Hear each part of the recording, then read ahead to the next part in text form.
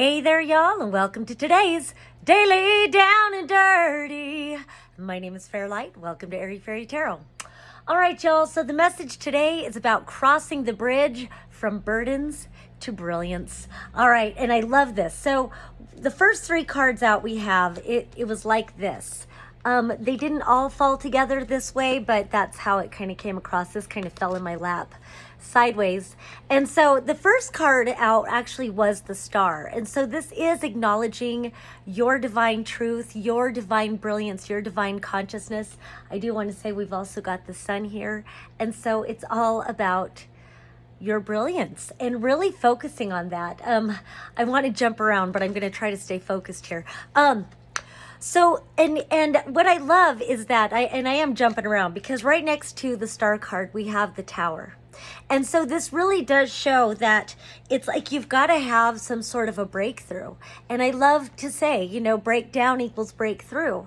And so this Nine of Wands is just wary, tired of supporting it up, supporting it all, holding it up.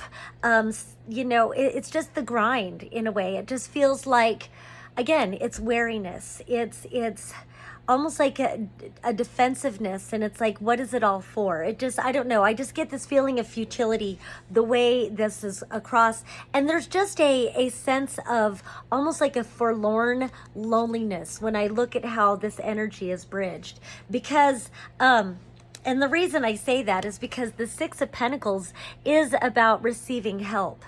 And so with this crossing over to this energy, and it does mean that there's got to be some sort of breakdown.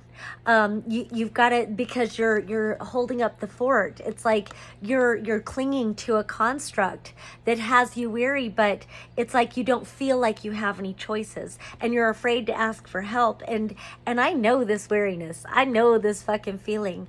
But what I love is the strength of these two cards. These are major arcanas. This is about destiny. This is about aligning to the call of destiny. And so much is happening right now that I'm witnessing and that I'm experiencing in my own life, but witnessing in others in such profound ways. Fuck, allow yourself to cross the bridge. Let it fall. Let it fucking fall. And I mean, if there's that much weighing on you, you know, there needs to be some support coming in from somewhere else. And if nowhere else, maybe trust and allow the universe to support you in different ways. But you've got to let go of whatever it is that you're clinging to. And I know it's scary because without this, what do I have? Without this, who am I? Well, you know, sequentially, the Star comes after the Tower. And the Tower represents our illusions. And recognize that all of reality is fabricated. I say it all the time. Reality is a construct of the mind. All human reality is fabricated. All of it.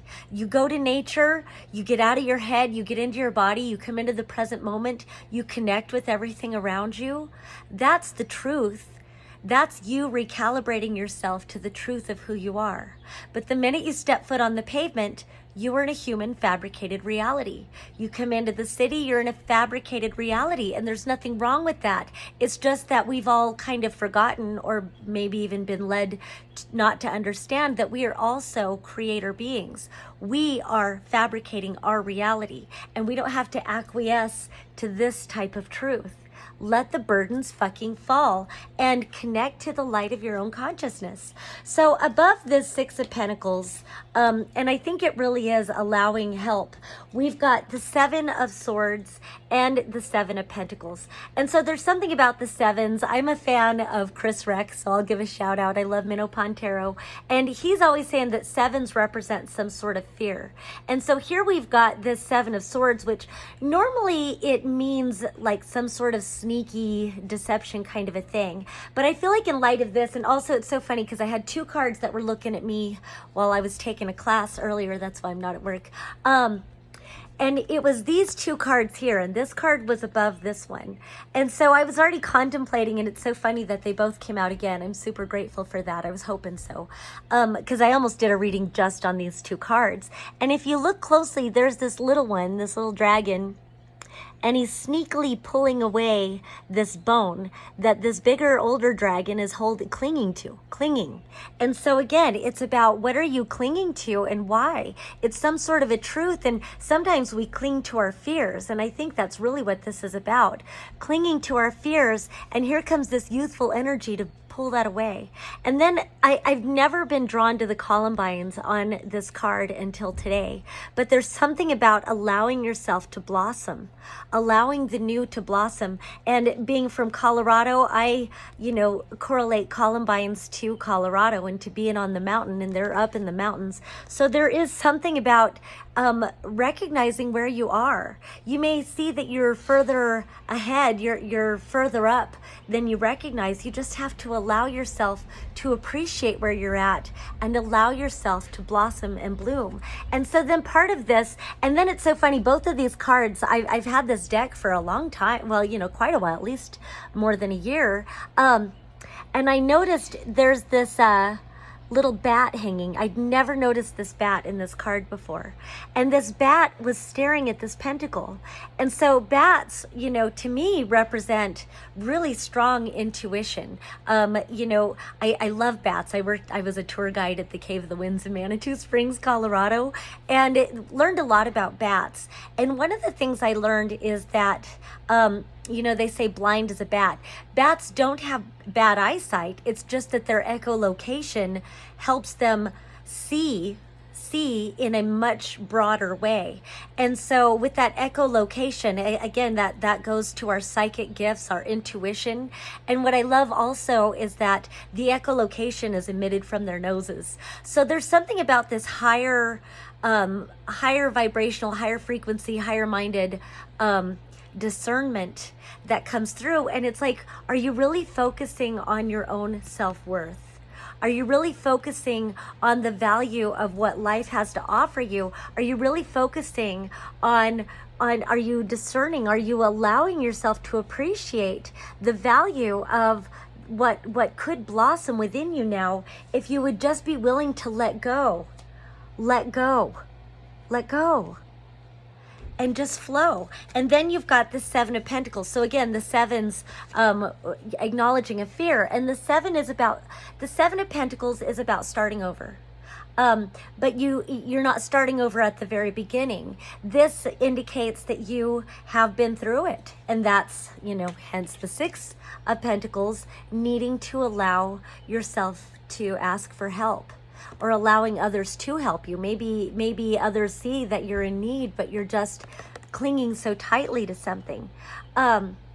This is like, once you've allowed the shit to fall, and now you are attuned into a greater, deeper truth, the light of your own consciousness. And I always like to say this is a naked dragon, and the nakedness represents transparency. After the illusions have fallen, all you have is the light of your truth. So you can build a whole nother reality based on illusion and based on fallacy and based on what others dictate to you, or you can focus on your North Star. What is your greatest illumination? What is your brilliance? And again, we have this Sun card. So this says, don't be afraid to start over. Don't be afraid to let go and start over. And then we have this Five of Swords, and this is just really recognizing, what are you fighting for? And where are you gaslighting yourself, not letting yourself show up to greater and greater? Because then we've got the Sun card, and we've got the Justice card, and we've got the Wheel of Fortune, all of these upright, all of these major arcanas. You're at a major destiny point right now, and it's asking you for your brilliance. It's asking you for your authentic expression. It's asking you to allow yourself to be free and enjoy life and experience the possibilities of what could be. But how do you let yourself know unless you allow yourself to balance? Take a deep breath, find balance within. And it's like, the more you embrace this, then things are going to start turning in your favor. After everything falls to shit, that would be like the Wheel of Fortune reversed, then things start to move in your favor. And tens indicate the completion of a cycle. This is a major cycle, major arcana, where it's time for you to recognize your value, your worth, your gifts, and let life turn into your favor. Cross the bridge to your brilliance. All right, that's all I have for today. Peace and love until next time.